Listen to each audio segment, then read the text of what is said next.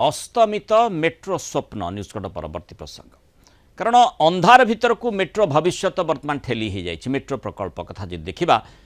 ता बंद होनी डीएमआरसी सह दिल्ली मेट्रो सह चुक्ति किंतु कहीं राज्य सरकार खत्म करदे शेष करदे से ही प्रश्न आसूची जे प्रकृत में ये मेट्रो प्रकल्प करने सरकार चाहूँगी ना नहीं। नगर उन्नयन मंत्री कहते मेट्रो प्रकल्प बंद होनी किंतु सेपटे दिल्ली मेट्रो रेल निगम डीएमआरसी सह जो चुक्ति होता ताकू सरकार रद्द कर डीएमआरसी संस्था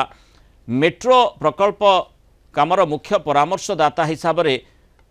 काम करुला एबे मेट्रो मॉडल रे काम आग को बढ़िबो नाही बोली सरकार स्पष्ट कर अनेक प्रश्न उठी कहीं एभली निष्पत्ति निगला या पछरे सरकार प्रथम जुक्ति रहुछि जे केंद्रीय नियम यह प्रकल्प जातीय मेट्रो रेलनीति 2017 नियमावली अनुसार हेउना।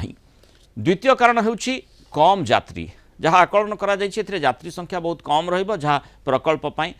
भल नुहे लाभदायक नुहे। तृतीय कारण कथा कहुई आर्थिक क्षति प्रकल्प चलिए भविष्य में प्रबल आर्थिक क्षतिर आशंका रही कहुई सरकार 31 डिसेम्बर 2025 पर्यंत होता 273.51 कोटी टंकार खर्च को मंजूरी देइछन्ति। एई टंका प्राथमिक सर्वे और प्रस्तुति काम खर्च करा जायछि। सरकार प्रकल्प बंद होइछि बोली सीधासड़क कहूना किंतु डीएमआरसी सह चुक्ति भांगिबा बातिल करबा एवं काम बंद रखिबा जो मेट्रो भविष्य अंधार भितर अच्छी हूँ आग को या नुआ रूप से आरंभ करा जाई पारे बोली जदिओ सरकार पक्षर जुक्ति दर्शा जाउछि किंतु जो लोकटी जे भुवनेश्वरवासी मन रे स्वप्न रखिथिबा जे मेट्रो प्रकल्प देखिबो अंततः वर्तमान समय रे से स्वप्न तार धूलिसात होउछि। तेणु मेट्रो स्वप्न अस्तमित होउछि कि लोकों मन प्रश्न विरोधी मध्य सही प्रश्न करुछन्ते जदिओ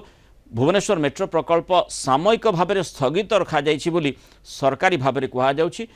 मुख्यमंत्री केउठी मना करिना प्रकल्प मुख्यमंत्री विचाराधीन रहितिबा कहिसंती नगर उन्नयन मंत्री डॉक्टर कृष्णचंद्र महापात्र आज नहेले काली मेट्रोर आवश्यकता रहितिबा मंत्री कहिसंती। एथिपाई आंतः मंत्री स्तरीय कमिटी गठन करा जाइछि केउ उपाय मेट्रो प्रकल्प हेबो से नहीं अनुधान होउछि एबे जहा हेबो केंद्र सरकार सहायता सहयोग हेबो बोली नगर उन्नयन मंत्री मंतव्य। तेज मेट्रो प्रकल्प को नहीं सरकार खूब बर्षिंट विरोधी।